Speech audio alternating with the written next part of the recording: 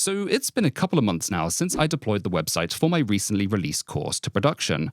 And in the spirit of good software development, I thought it would be a good idea to do a sort of retrospective and reflection, specifically on some of the choices that I made. In case you're unaware, when it came to building out my course web application, rather than taking an approach I normally would, I instead decided to go a different route.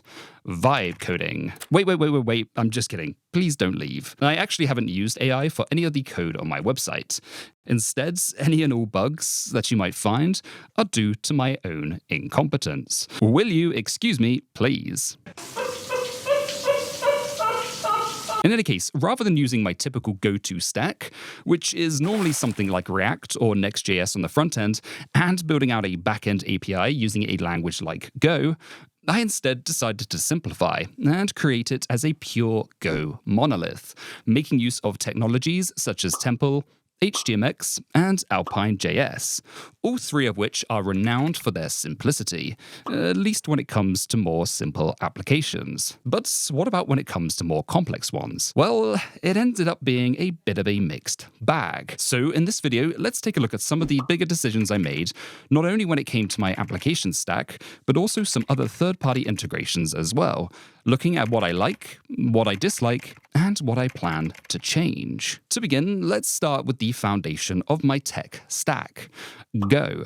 I decided to use Go in this application for three key reasons. The first is due to the fact that it's the language that I've used the most over the past 5 years, both professionally and personally. This meant that getting something up and running with it was not only going to be fast, but I was also confident in the other parts of my stack that I wanted to choose. And given that I was choosing some newer technologies to try, I wanted to make sure I was saving time wherever I could. The second reason as to why I decided to use Go is because the course I was creating was on command line applications using Go. And so I would be remiss to not use the language the course was about on the actual course site itself.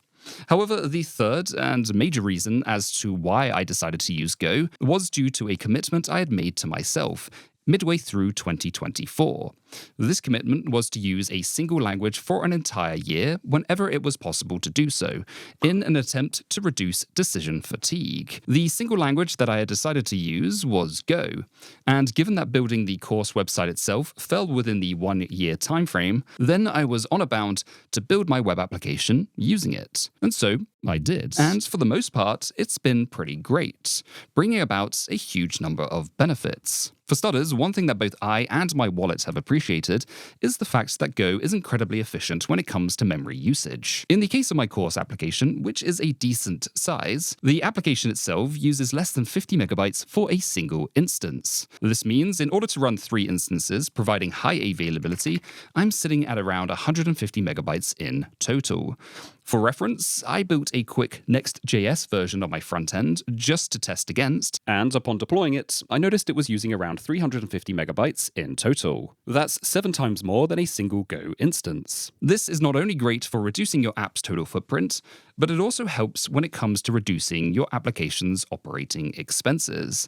This is because when it comes to the modern era of application deployment, the amount of memory that your application uses in megabytes has a direct translation to how much it's going to cost you to run. Of course, this savings is most pronounced if you happen to use something like a serverless platform. However, you can still see some of these savings if you use something like a VPS, as it means you can deploy on some of these smaller instances and feel safe in the knowledge that your app isn't going to be by the kernel's OOM Reaper.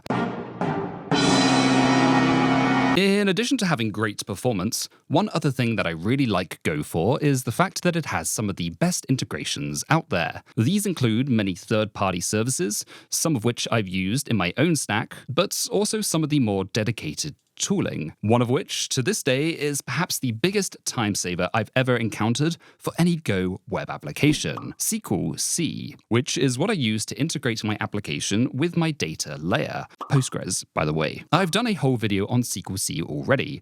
But if you're not too sure what it is, it basically allows you to write SQL queries that you want your code to run. And then you can use the SQLc tool to generate them into type-safe code that conforms to the repository design pattern. Personally, I think SQLc is the absolute GOAT when it comes to integrating my code with a SQL database. Again, Postgres in my situation. In fact, I would say it's the #1 reason to pick up Go in 2025 when it comes to either writing web applications or web APIs. I actually have another video planned to look at SQLc in some greater detail, specifically on how you can achieve dynamic queries with it, which I know a few people raised as concerns in my previous video on it. So that's video #2 to keep an eye on. In addition to fantastic integrations like SQLc, the Go language itself is perhaps in one of the best places it's ever been, especially since the 1.22 release of Go, which brought about the fantastic enhanced HTTP routing features. However, whilst routing is now in a great position when it comes to the Go standard library, one thing that's not so great is HTML rendering. For anyone who's tried to use the HTML/template package of the Go standard library, then this is going to come as no surprise. Initially, it was something that I tried to use, and I just wasn't too happy with. Fortunately, when it comes to HTML rendering, we now have a new option when it comes to Go, one that I think is infinitely better: Temple, which is basically the JSX of Go, allowing you to have type-safe HTML templating with inline Go expressions. Personally, I absolutely love Temple, and it brings a massive breath of fresh air when it comes to building web applications in Go. And as I said before, it's miles above what the standard library provides. That being said, however, when it comes to things like JSX or TSX, then it's unfortunately nowhere near as mature. And this level of maturity is actually where some of the cracks in my stack started to appear. The first major issue that I found when it came to Temple was the inconsistency of developer tooling. Most of the time, it was okay and worked without a hitch. However, every so often, including right now actually, something would either cause the language server or the tree syntax to suddenly break, and it would make developing and writing Temple code 10 times harder than it needed to be. Now, to be fair, the development tools are constantly improving, and where they are now compared to where a year ago is night and day. And so a massive shout out to all of the contributors that have been working hard to improve the ecosystem. However, when compared to the tooling that's available for things such as TypeScript, JavaScript, and TSX, the difference between the two can sometimes be painfully apparent. Whilst we're on the topic of comparing Temple to JSX or TSX, another area that I often found to be a challenge was the lack of ecosystem when it came to Temple, especially for things such as component libraries. Now, again, to be fair, there is an actual component library out there for Temple called Temple UI, which is inspired by ShadCN and makes use of Alpine.JS. However, I unfortunately discovered this component library just a little too late,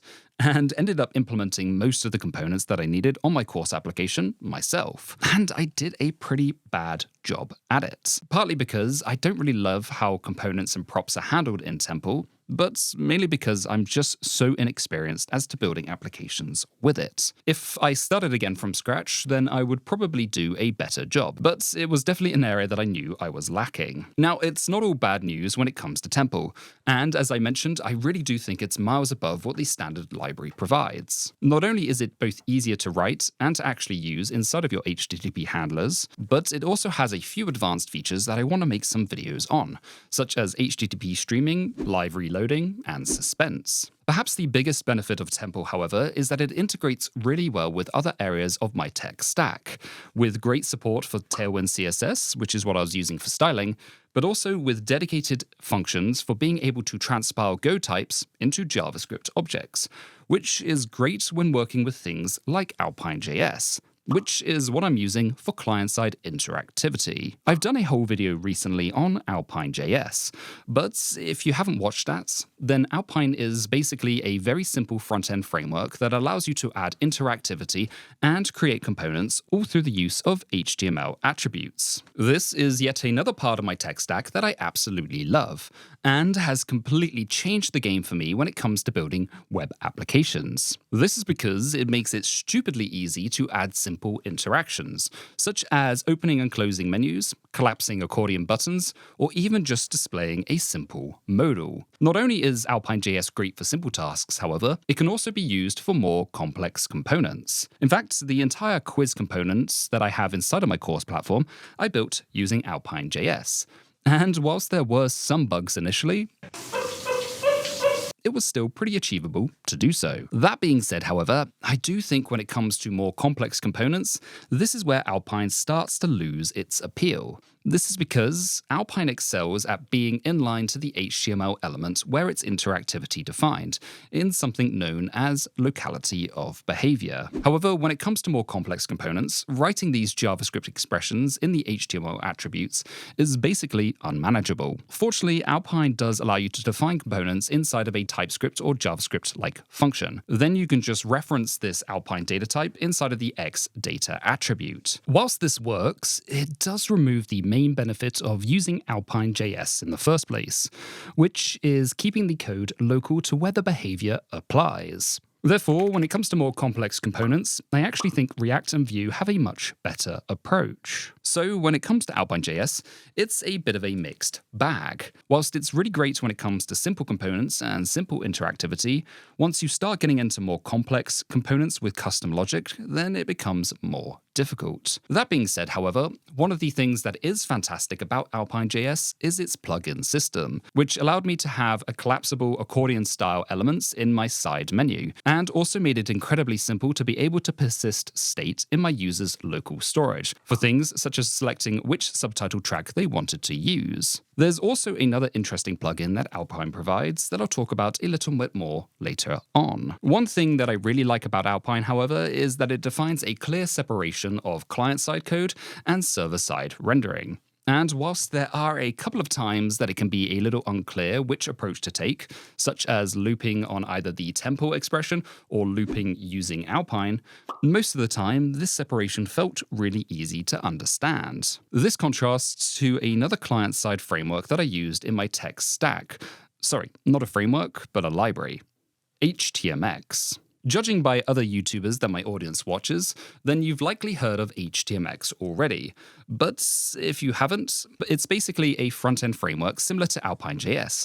However, where Alpine.JS focuses on client-side interactivity, HTMX focuses more on the server-side state, allowing you to perform AJAX HTTP requests in order to replace parts of the DOM, rather than performing a full-page navigation. HTMX for me has been awesome to learn, but as I mentioned, I initially found it quite challenging to know how to integrate it into my application. As it turns out, this was actually a good thing, as I later discovered that building your app as a typical MPA or multi-page application, and then sprinkling some HTMX in places where it made sense to do so, is actually the correct approach to take. This allows you to take an approach known as progressive enhancement, which is ensuring that your web application works for the most amount of users, no matter whether they have JavaScript enabled or disabled. As for where I integrated HTMX into my application, I ultimately did so in 3 key places.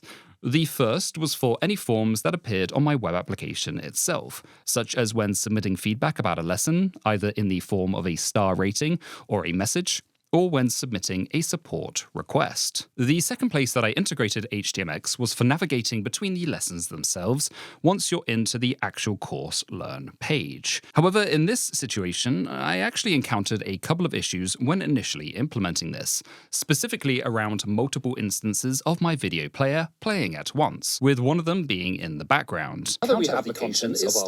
Now, this wasn't necessarily HTMX's fault. Instead, I believe it was an issue to do with how my HLS video player works under the hood, basically creating an element inside of the shadow DOM. Fortunately, I was able to solve this by adding a callback into one of the events that HTMX provides, specifically the before swap event, where I could check for any videos inside of the DOM element that was about to be swapped out and just pause and remove them. However, this wasn't the only bug that I ended up having due to how HTMX works, with the other major one being due to history mode, which is where HTMX will cache the page history in order to give it a snappy reloading when clicking the back button. However, again, due to the way that the HLS video player works, this ended up causing another issue. And so in order to solve it, I ended up needing to disable the HTMX history mode entirely. Now, to be fair, all of these issues were able to be solved, and the HTMX documentation is really well written, and it provided all the information I needed to be able to solve them. However, I think my lack of experience working with the framework definitely added in some friction when it came to building my course application. In the end, however, adding in HTMX ended up being a net positive, and it managed to improve the performance of my web application in some key places. That being said, however, my application still isn't as fast as the Next.js version that I implemented, so I'm going to need to do a little bit more research to figure out why, and perhaps change up a few things in order to achieve the same level of performance. So yes, expect another video on that one in the future. In any case, the third and final place that I used HTMX for was for dealing some issues that I had with my Auth provider, which I'll talk about more in a minute. These issues were caused by the fact that the authentication token locally would be expired, and so this would cause the server to render an unauthed version of the page. However, once the page was loaded, the token would then be refreshed. Fortunately, using Alpine.JS, I was able to easily detect this divergence, and by publishing an event which HTMX hooked into, I was then able to reload the lesson content without needing to do a full page reload. Whilst this isn't the most elegant solution, it did end up solving my issue, and for the most part works pretty well. So in the end, HTMX did provide a bit of value, despite my initial unknowns with it. That being said, however, if I had to redo my application from scratch, I probably won't use HTMX moving forward, instead replacing it with something else. Alpine.JS, which a couple of people actually recommended a few videos ago. If you're unaware, Alpine.JS is basically a plugin for Alpine, which performs similar functionality to HTMX, but it works with the Alpine ecosystem. For me, this would mean I could effectively simplify my stack even further, and rather than needing two client-side frameworks which do work well together, I could instead just reduce this down to Alpine.JS. This is perhaps the first big change that I'd like to make to my tech stack. However, before I can really commit to it, then I need to make sure that Alpine.JS is able to do everything that HTMX does. So yeah, once I've managed to do that discovery, expect to see another video on that sometime soon. As I mentioned, HTMX came in handy when it came to my Auth provider, which, despite me starting with my own home-rolled Auth, I ended up going with a third-party service. Clark. I've already done a video talking about why I moved to Clark from my own home-rolled implementation. And no, I'm not sponsored by Clark and have no intention of being so in the future. Unfortunately, to everyone who thought I might be being sponsored, yeah, this was just my own personal choice based on a recommendation from a friend. So in some cases, that may actually be worse. All jokes aside, as I mentioned on my previous video, going with Clark was a compromise, but I still think it was the right decision, and ended up saving me a whole bunch of time to get the actual course rolled out, because if there's anything I lack in this life, it's definitely free time. That being said, I eventually do want to move to a different provider or back to my own self-rolled implementation, once I have all of the UI components in place. By the way, a huge thank you to everyone who recommended Better Auth. It looks really great. The only caveat that I found, however, is that it requires TypeScript in order to work, although that doesn't mean it's been ruled out. In any case, as I mentioned, I'm still debating which Auth provider I want to migrate to, and currently it's down to 3 potential options, one of which does include Better Auth. Once I come to a decision which Auth provider I want to use, then again I'll do a video on it, as well as showing how you can actually migrate from one Auth platform to the other. In addition to authentication, another third-party provider that I decided to go for was for payments, obviously. The payment provider that I ended up going with was Stripe, but this wasn't actually my first choice. Instead, I initially wanted to go with an MOR, or Merchant of Record, as these provide a few benefits over using something like Stripe directly. This is because a Merchant of Record acts as the legal entity performing the sale, which means they end up taking on the legal responsibilities, such as handling disputes, performing refunds, and perhaps most importantly, tax remittance, which is something I wanted to avoid doing by myself, given my existing time management issues. Initially, the 2 MORs that I considered were Lemon Squeezy and Paddle, but unfortunately, I couldn't go with either one. This is because they each require you to have either an existing website up and running with your product listed, or have an existing transaction history in order to be able to prove that you're a legitimate business. In my case, I had neither one, which left me in a bit of a chicken and egg situation. Therefore, I ended up having to go with Stripe in order to collect these transactions so that I could one day move over to one of these MORs. It's not all bad news, however, as Stripe can be configured to collect sales tax from the start. However, when it comes to remittance, then you have to do that yourself. So this meant I had to register in both the EU and the UK, as well as any other jurisdictions that require tax registration on first sale. Fortunately, when it comes to most jurisdictions, there is a rather large threshold before you have to start collecting and remitting sales tax. However, before I start reaching those thresholds, I'm likely going to go ahead and move to a merchant of record, so I don't have to deal with that headache. However, instead of using Paddle or Lemon Squeezy, I'm going to go ahead and use a different MOR that I recently discovered. In fact, it was actually recommended to me by my friend Alex, who also happens to be a YouTuber, Polar.sh, which looks to have a much better developer experience and doesn't require any transaction history, although I do believe they hold payouts until your account is verified. So another change that I'm going to make in the near future is migrating my payment system over to Polar.sh from Stripe, provided I don't find anything concerning during my initial evaluation. And of course, I'll make sure to do yet another video on that as well.